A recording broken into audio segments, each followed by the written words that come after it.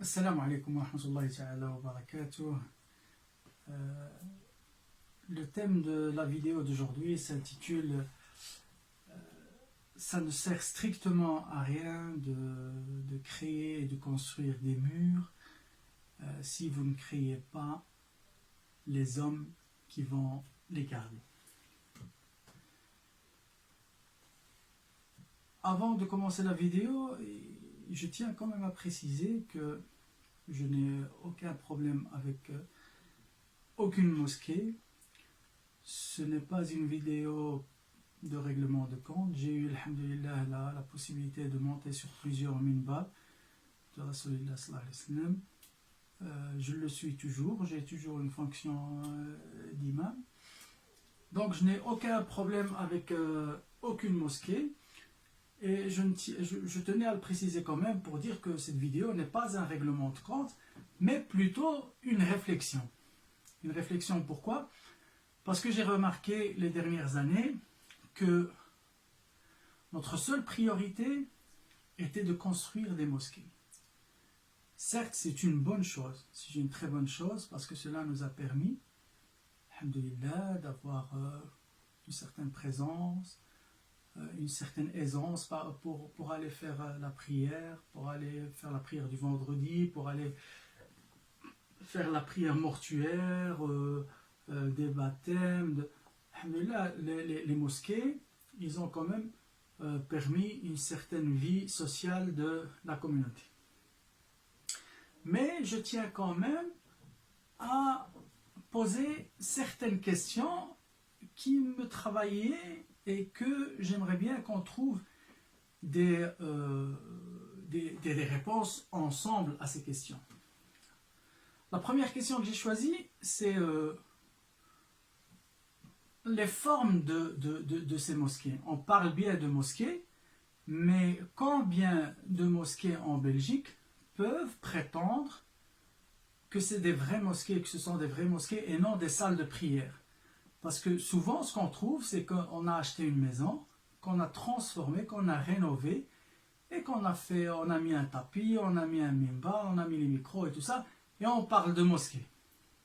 Alors que une mosquée, ça a une certaine architecture, ça doit avoir une certaine accessibilité par le parking, plein de choses que beaucoup de mosquées ne peuvent pas prétendre avoir.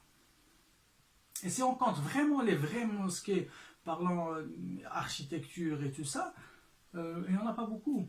Il n'y en a pas beaucoup en Belgique.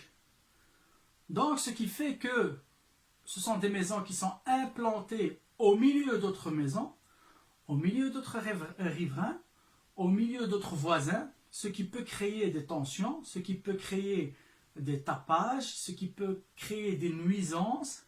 Pourquoi? Parce que dès le départ, on n'a pas choisi de mettre la mosquée dans un lieu bien isolé, bien accessible, et qu'on a préféré de suivre ce chemin, de dire que voilà, on s'achète une maison, on la transforme, et ça devient une mosquée. Pour moi, ça, c'est problématique. À un moment donné, il faudra quand même commencer à se poser les questions. Est-ce qu'on continue sur ce chemin ou on fait autrement? C'est une question que je pose. La deuxième question, c'est combien nous a coûté l'achat et la rénovation de ces mosquées? Pourquoi je dis ça? Ça a un rapport avec la première question. C'est-à-dire que au lieu d'acheter 4 mosquées dans un périmètre de 2-3 km et qui ont coûté 4 millions d'euros, n'était-il pas préférable de créer une seule mosquée, mais une qui serait belle, ce serait jami', ce serait un vrai jami', et qui sera ça sera quand même quelque chose d'honorable pour la communauté et même pour les communes. Parce que les communes, du moment qu'on apporte un beau projet où il y a l'accessibilité, où il y a pas de nuisance, où architecturellement c'est quelque chose de beau et qui ajoutera un plus à la commune, je ne connais pas beaucoup de communes qui refusent. Mais nous, on ne vient pas souvent avec ce genre de projet pour construire une mosquée. On vient, on essaye de faire à la va-vite, au bricolage. Maintenant, c'est vrai que ça devient beaucoup plus strict par rapport aux règles de sécurité et tout ça. Mais avant, ce n'était pas le cas. Avant, c'était du bricolage. Et ça, c'est quelque chose qui était valable pendant les années 80, les années 90. Ça pouvait encore passer, mais les mentalités ont changé. Les règles urbaines ont changé aussi. Mais nous, on doit quand même aussi s'adapter à cette évolution et ne pas rester toujours avec la mentalité d'avant. La troisième question, est-ce que à chaque fois qu'on a créé une mosquée, cela était nécessaire? Je vous entends crier, oui, c'est toujours nécessaire de créer une mosquée parce que. Mais moi, je connais des cas qu'on a créé des mosquées parce qu'il y a eu une querelle entre telle ou telle personne. Et alors, ceux qui suivent cette personne sont partis avec lui pour construire une autre, pour créer une autre, 200 mètres plus loin. Et là, on ne parle pas de nécessité, on parle de concurrence, de mettre les communautés, et en plus, il y a l'esprit tribal qui rentre en jeu aussi. Ceux-là, c'est des Rifs, ceux-là, c'est des Amazirs, ceux-là, c'est des Souassa, ceux-là, c'est des Tahil. Donc, ceux-là, ils restent avec ceux-là, qui est vraiment contraire à l'esprit de l'islam. Hein. C'est que l'islam, au départ, il a banni tout cet esprit tribal. La seule chose qui comptait, c'est le degré de piété. Et nous, après 14 siècles, on est revenu avec, ouais, toi, t'es chleur, tu vas par là, toi, t'es arabe, tu vas par là.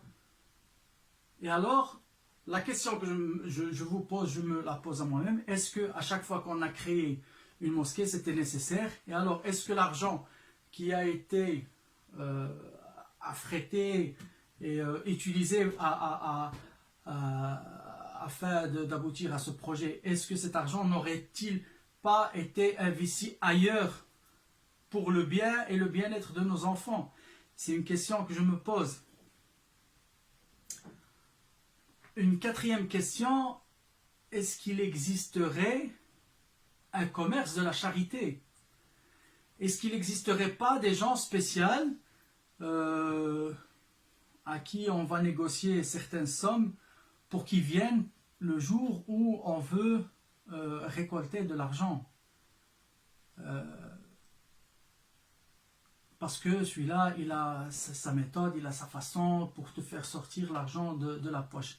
Est-ce que c'est fort correct tout ça? Est-ce que le fait d'aller jouer sur la corde religieuse à chaque fois pour obtenir de plus en plus d'argent, est-ce que quand une mosquée a 1 million d'euros sur son compte et récolte encore, est-ce que c'est justifié? Est-ce que l'argent qui reste sur les comptes et qui n'est pas utilisé ailleurs pour créer des projets, pour créer de la valeur ajoutée pour la communauté, est-ce que ça, c'est quelque chose de bien? C'est vrai que ce que je dis, ça va pas plaire trop à beaucoup de gens, mais ça, c'est pas mon problème. Moi, ce que je veux, c'est que chacun prenne ses responsabilités, que ce soit les responsables des mosquées, que ce soit les gens qui vont dans les mosquées, que chacun ait conscience que, voilà, on est face à une nouvelle ère et gérer la communauté en 2019 avec la mentalité de 1982 ou 1990, ça ne peut plus continuer. Et alors, est-ce que cet argent qui est stocké sur les comptes et qu'on attend, voilà, pour construire ou pour acheter ou pour des travaux, je ne sais pas pourquoi, est-ce que cet argent ne serait pas plus utile dans des projets tels que des écoles, tels que des soutiens aux orphelins, aux familles en précarité. Quand on sait le problème de logement qu'il y a à Bruxelles ou autre, on se demanderait où vont nos priorités. À un moment donné, il faudra qu'on réfléchisse ensemble pour rétablir l'ordre des priorités. À un moment donné, c'est vrai que la priorité des mosquées était quelque chose qui était indiscutable. Et ça a donné ses fruits, parce que ça a permis une certaine stabilité, ça a permis à beaucoup de familles de s'ancrer dans le paysage communal où ils habitent, parce que c'est beaucoup plus facile d'avoir une mosquée dans sa commune que faire 40 km pour aller en trouver une. C'est vrai, ça a été quelque chose de bien. Mais à un moment donné, il faudra encore qu'on replace les ordres de priorité. On a, alhamdoulilah, pas mal de mosquées. Je ne connais pas beaucoup de communes qui n'en ont pas. Je ne connais pas des gens qui font 70 km pour en trouver une. À un moment donné, il faudra qu'on réfléchisse ensemble à rétablir encore ces ordres de priorité et voir plus loin. Et peut-être même dans la création des mosquées, qu'on commence à réfléchir autrement. Est-ce que on veut être considéré comme faisant partie du paysage de la Belgique? Et donc nos mosquées, on doit les réfléchir en fonction du paysage, que ce soit urbain ou autre, de la Belgique. On n'est pas obligé de, architecturellement parlant, de faire du copier-coller de ce qui existe au Maroc ou en Turquie ou ailleurs. On peut créer quelque chose de beau qui ressemble à la Belgique et qui serait un plus pour la communauté. Avant de terminer, j'aimerais juste vous rappeler deux pays, deux lieux où on a créé les murs. Par contre, on n'a pas créé les hommes pour les garder. Rappelez-vous l'Andalousie. La majorité d'entre nous, Marocains, quand on descend au Maroc, on passe par l'Andalousie et on voit le nombre interminable de mosquées qu'on a transformées en églises. Pourquoi? Parce qu'on a chassé les musulmans à un certain moment et on a réquisitionné tous les mosquées. Et toutes ces mosquées-là, que les gens ont créées pendant 8 siècles, voilà, ils n'existent plus. Ici, c'est pareil. Avec une seule décision, aucune mosquée ne pourra plus avoir le droit d'exercer ou le droit de recueillir ou d'accueillir des fidèles. Donc, attention, créer des mosquées, c'est bien, mais si vous ne créez pas une communauté forte qui les défend, c'est comme si on n'a rien fait. Le deuxième exemple, c'est Constantinople, qui est devenu Istanbul, Al-Astana. Ça dépend des aires où on parle. C'était quand même un phare du christianisme. Istanbul, c'était Constantinople.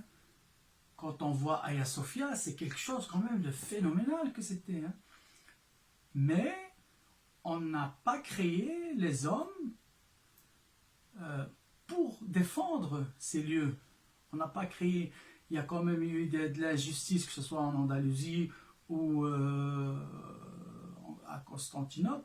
Il y a eu beaucoup d'injustice, il y a eu une civilisation qui était en déclin, il y a plein d'autres choses. Et donc, ce qui a fait que c'est la civilisation la plus forte qui va prendre possession et ces lieux vont passer d'une communauté à une autre. Et donc voilà, ça c'est le message que j'aurais bien voulu passer dans cette vidéo. Merci pour votre écoute. Assalamu alaikum wa rahmatullahi ta'ala wa barakatuh.